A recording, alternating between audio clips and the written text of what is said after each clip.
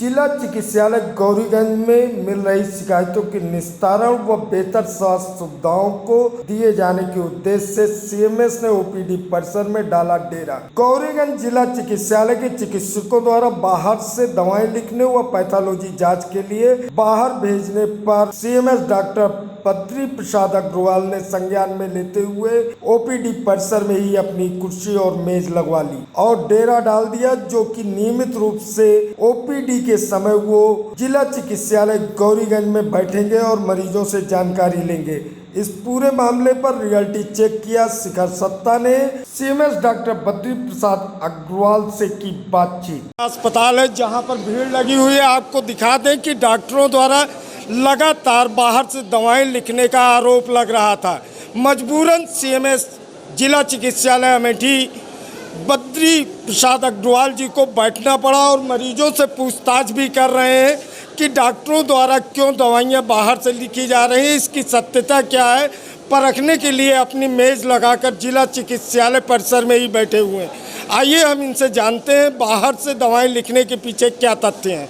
Sir, आपके ऊपर आरोप लग रहा है कि आपके डॉक्टरों द्वारा बाहर से दवाएं लिखी जा रही हैं, क्या तथ्य है अभी तक, क्या समझ? बाहर से जो दवाएं लिखने की बात है, आज जैसे मैं यहाँ बैठा हूँ लगातार इसी तथ्य को परखने के लिए, तो मेरे पास भी कुछ ऐसे मरीज आए हैं जो ये कह रहे हैं कि मुझको अस्पताल की दवाओं से 2-3 बार से दवाओं लेने के बाद भी फ़ायदा नहीं हो रहा है और मैं बाहर की दवाएं लेना चाहता हूं, लेकिन डॉक्टर कह रहे हैं कि नहीं, हम बाहर की दवाएं नहीं लिखेंगे।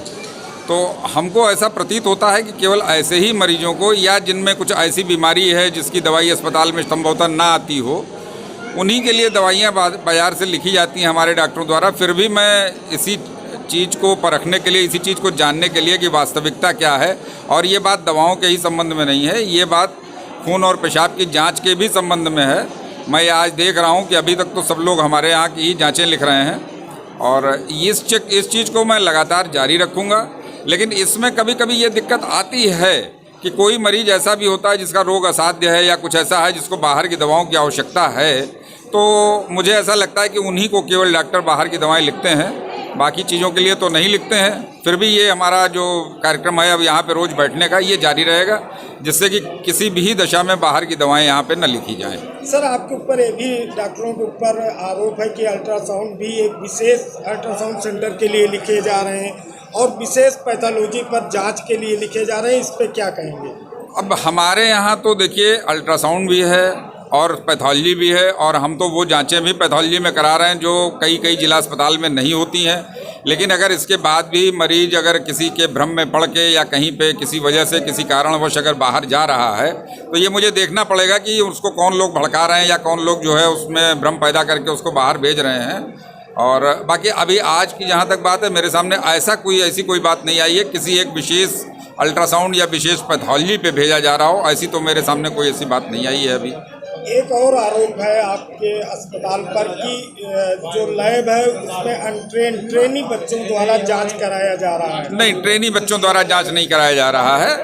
सारे हमारे पास एलटी की कमी है, तो हमने जो एड्स में एलटी लगे हुए हैं, जो एसटीआई में एलटी लगे हुए हैं, जो एनसीडी में एलटी लगे हुए हैं, उनको लेके हम जांच करा रहे हैं। हमारे पास एमडी पैथोलॉजी की डिग्री वाले डॉक्टर साहब मौजूद हैं, उनकी देखरेख में जांच होती है। बच्चों से काम जो कराया जाता है ये इनके सुपरविज़न में वो काम जो और अनस्किल्ड लोगों से कराया जा सकता है, केवल बच्चों से वही काम कराया जाता है। और वो बच्चे जो हैं वो कौशल विकास मिशन से हैं या फिर जो है डिप्लोमा फार्मेसी वाले बच्चे हैं या बैचलर फार्मेसी वाले बच्चे हैं। उनमें कोई भी अनपढ़ या झोला छाप या इस तरीके का कोई बच्चा नहीं है। उनको भी इसकी ट्रेनिंग देना, इसकी प्रशिक्षण देना आवश्यक है। सर, अगर आप कमियां पाते हैं तो इसके बाद किस तरीके के सुधार के निर्देश देंगे? नहीं, इसके बाद हम सख्ती करेंगे। इसके बाद इनके विरुद्ध उच्चाधिकारियों को हम लिखेंगे, जो भी इसके लिए उचित अनुशासनात्मक कार्रवाई हो सकती है वो की जाएगी। ये सीएमएस बद्री प्रसाद अग्रवाल जी से बातचीत हुई है। अब हम जानने का मरीजों से भी प्रयास करेंगे कि इससे पहले भी अस्पताल में ये आते रहे हैं और अस्पताल में आने के बाद इनको किस तरह की सुविधाएं मिल रही हैं। ये जिला अस्पताल है और जिला अस्पताल में लगातार डॉक्टरों के पास मरीजों की भीड़ लगी हुई है। इन्हें सुविधाएं मिल पाती है या नहीं मिल पाती है, इसके बारे में जानने का प्रयास करेंगे।